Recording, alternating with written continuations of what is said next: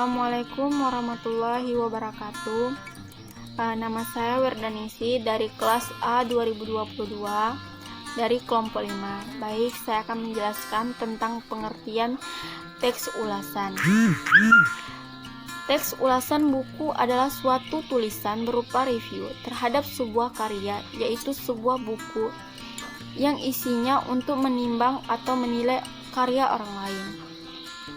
Ketika membuat ulasan buku, seseorang perlu menggabungkan kemahiran atau menguraikan isi buku, menganalisis bagaimana buku memenuhi tujuannya bagi si pembaca, dan mengekspresikan reaksi penulisan sendiri dengan cara menilai atau mengevaluasi.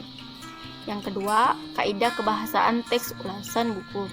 Berikut ini kaidah kebahasaan yang terkandung dalam teks ulasan. Yang pertama, teks ulasan buku berisi penonjolan terhadap unsur-unsur karya seni yang hendak ditulis. Yang kedua, menggunakan kata-kata opini atau persuasif. Yang ketiga, menggunakan konjungsi internal dan konjungsi eksternal. Yang keempat, menggunakan ungkapan perbandingan, persamaan atau perbedaan.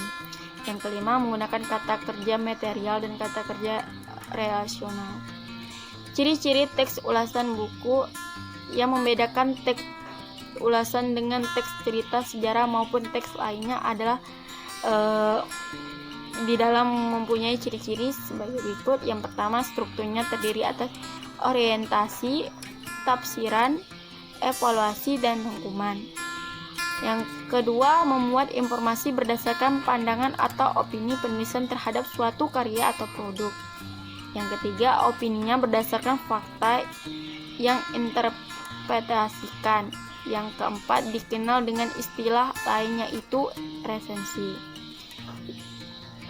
Yang keempat, struktur teks ulasan buku. Ada 4 hal yang menyusun sebuah teks ulasan sehingga teks tersebut menjadi utuh. Berikut ini struktur dari teks ulasan. Yang pertama, orientasi, berisi pengenalan tentang gambaran umum mengenai sebuah karya, drama, karya, teks ulasan buku yang akan direview atau ulasan, sehingga membuat pembaca mengetahui mengenai apa yang akan diulas.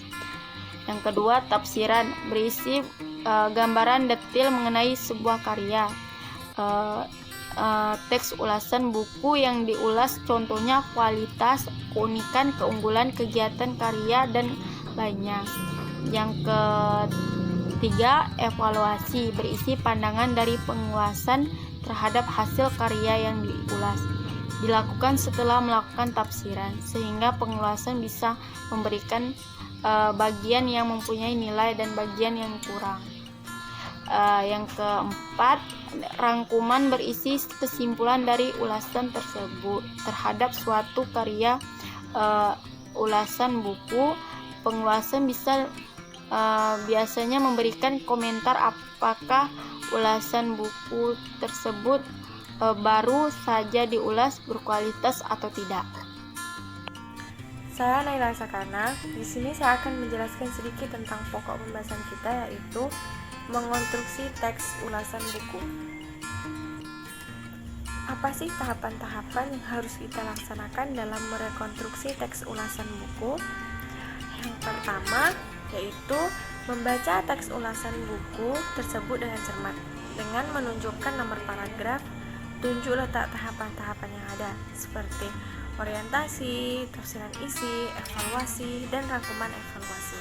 Yang kedua, menjelaskan apakah setiap tahapan mengandung unsur-unsur yang diharapkan dan apakah unsur-unsur itu dapat direalisasikan dengan genre mikro yang seharusnya ada. Yang ketiga, tunjukkan ungkapan-ungkapan yang digunakan oleh pengulas dalam menyatakan sikap positif atau negatif, memihak atau tidak memihak, dan sebagainya. Yang keempat, seandainya tidak menjumpai kalimat-kalimat yang belum baku dan efektif, perbaikilah semua itu sesuai dengan kaidah-kaidah bahasa Indonesia. Yang kelima, rekonstruksilah teks tersebut dengan cara menulis ulang dengan bahasa kita sendiri, tetapi tidak meninggalkan struktur teksnya, sehingga hasil rekonstruksi kita dengan ulasan yang direkonstruksi tidak berbeda jauh. Dan yang terakhir adalah pastikan bahwa hasil rekonstruksi tersebut sudah sesuai dengan kaidah bahasa Indonesia yang baik dan benar. Saya Yoni. Baiklah, di sini saya akan menjelaskan sebuah contoh teks ulasan buku yang berjudul sah, sudahi, atau halalkan. Yang pertama yaitu pada bagian orientasi. Sudahi atau halalkan adalah novel karya Nika Asik yang menceritakan tentang seseorang yang tengah berada dalam situasi yang menuju ke jenjang lebih serius, yaitu ke jenjang pernikahan, di mana pada prinsipnya sebuah hubungan itu harus dilandasi dengan rasa cinta yang dimiliki oleh sepasang kekasih. Namun, bila cinta itu tidak dilandasi atas dasar cinta ataupun paksaan, dan juga sekalipun cinta itu menggantung, untuk apa juga dipertahankan? Intinya, dalam sebuah hubungan itu harus ada sebuah status yang jelas. Jika kita memang niat karena Allah Ta'ala ingin memiliki seseorang dalam hidup kita, maka halalkanlah dia. Ini yang bagi laki-laki kepada perempuannya. Sebaliknya, jika Anda laki-laki tidak memiliki perasaan apapun kepada perempuan yang sedang Anda dekati, maka sudahilah. Karena tidak ada gunanya hubungan tanpa status yang jelas, karena bagi seorang perempuan itu sangatlah menyakitkan. Kedua yaitu bagian tafsiran.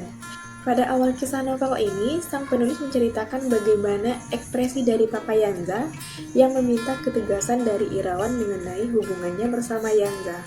Singkat ceritanya, ketika hari H yang ditunggu-tunggu oleh Yanza, yaitu kedatangan Irawan beserta keluarga ke rumahnya. Kemudian orang tua Irawan datang ke rumah Yanza.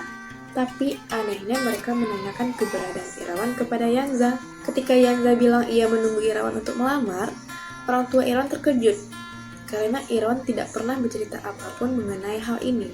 Kedua orang tua Irawan pun meminta maaf kepada Yanza beserta keluarga. 1 bulan kemudian, Dharma pun datang ke rumah Yanza. Tak banyak basa-basi, Dharma pun langsung berbicara ke intinya. Dharma bilang, bolehkah Yanza menjadi calon istri saya? Tak lama Yanza pun menjawab iya. 2 minggu kemudian mereka mengadakan lamaran serta menentukan hari untuk pernikahan mereka. Yang ketiga yaitu evaluasi.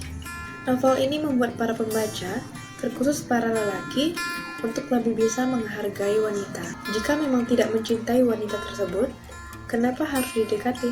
Jika memang serius, harusnya cepat dihalalkan saja. Jangan sesekali membuat hati wanita kecewa. Novel ini memiliki cerita inspiratif yang sangat menarik, karena cerita ini memang ada di kehidupan kita. Cerita ini juga sangat membangun dan juga menggunakan kata-kata yang baik. Dan yang terakhir yaitu simpulan. Novel ini cocok dibaca oleh semua kalangan, terutama pada pasangan yang ingin atau berada pada situasi seperti ini. Intinya, kita itu berhubungan harus memiliki atau dilandasi oleh rasa cinta, nyaman, dan juga yang pastinya hubungan itu harus jelas statusnya apa. Khususnya pada laki-laki, janganlah sesekali mempermainkan hati wanita. Jika memang kamu serius ingin memilikinya, maka dekatilah dia dan halalkanlah dia. Tapi, jika kamu tidak suka padanya, janganlah kamu dekati dia dan janganlah memberikan harapan palsu padanya. Nama saya Luciana Jafari. Di sini saya akan menjelaskan tentang cara membuat rangkuman. Rangkuman adalah alat yang bermanfaat untuk membantu Anda mengelola materi agar lebih mudah dipahami. Rangkuman dapat memudahkan Anda menemukan poin utama dari sebuah buku untuk mendapatkan pemahaman lebih cepat dan menyeluruh. Langkah-langkah membuat rangkuman. Yang pertama, baca cepat buku yang akan diulas, membaca secara saksama, dan coba cari informasi yang penting. Yang kedua, berkonsentrasi kepada kata kunci. Tandai kata tersebut dan cari pengertiannya. Buku-buku pelajaran biasanya mencetak tebal kata-kata ini agar lebih mudah ditemukan. 3. Tulis ulang ringkasan yang sudah dibaca dan masukkan informasi penting ke dalam rangkuman. Yang keempat, setelah menulis ulang, periksa kembali ringkasan. Rangkuman bersifat ringkas dan menyeluruh. Maksud menyeluruh di sini yaitu hasil rangkuman buku yang sudah diulas, merangkum semua materi walaupun singkat.